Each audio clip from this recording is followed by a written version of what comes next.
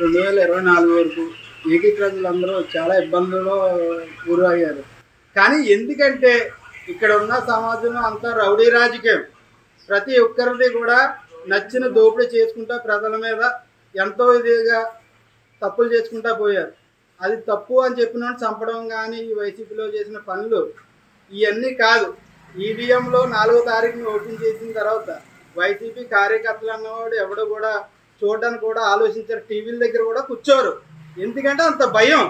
జనసేనని చూసి పిఠాపురాన్ని పవన్ కళ్యాణ్ గారిని ఓడిద్దామని ఎంతోమంది ఎన్నో కుట్రలు చేశారు. కానీ ఎవరి తరం కాదు. ఎందుకంటే ఒక మంచి మనిషి వచ్చినప్పుడు ప్రజలు కూడా ఆలోచించి ఇప్పుడు దాకా చేసిన తప్పులు ఓట్లు వేసిన వాళ్ళు కూడా ఆలోచించుకుని ఎన్నోసార్లు మోసపోయారు. ఈసారి మోసపోకూడదు.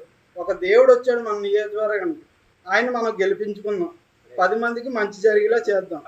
ఈసారి కూటమికి చంద్రబాబు నాయుడు గారు CM, deputy CM Pawan Kalyan గారు ఏదైనా సరే మా పిఠాపురం నియోజకవర్గం చాలా అభివృద్ధి చెందు. అసెంబ్లీ గేట్ కూడా టచ్ చేయని అన్నారు. కానీ ఈసారి ఆయనకు వచ్చి మెజారిటీతో అసెంబ్లీయే వణుకుపోతుంది. ప్రతి ఒక్క నాయకుడు కూడా ఏట్రా బాబు పవన్ కళ్యాణ్ గారు గెలిచారు, మనల్ని ఎన్ని ఇబ్బందులు పెడతారు, ఆయన చేసిన మంచి పనుల్లో మనం పాల్గొనలేకపోయాం ఇప్పుడు దాకా. ప్రతి ఒక్కడు ఆపోజిట్లో ఉన్న వైసీపీ నాయకుడైనా సరే నేను కూడా పవన్ కళ్యాణ్ గారు ఫ్యాన్ అయ్యా, ఆయన జెండా మొయ్యాలి, ఆయనతో నేను కలిసి పని చేయాలనుకునేవాడు తయారవుతాడు. నిజంగా ఎవడైతే శత్రువు అనుకున్నాడో ఆడ మిత్రుడు అవుతాడు. ఈ పిఠాపురం నియోజకవర్గం ఇప్పుడు దాకా ఒక పేరుండేది. కానీ ఈసారి పవన్ కళ్యాణ్ గారు దీనితో ఎక్కడికో దేశాలంతా అభివృద్ధి చెందుతాయని ప్రతి ఒక్కరికి ఆలోచన.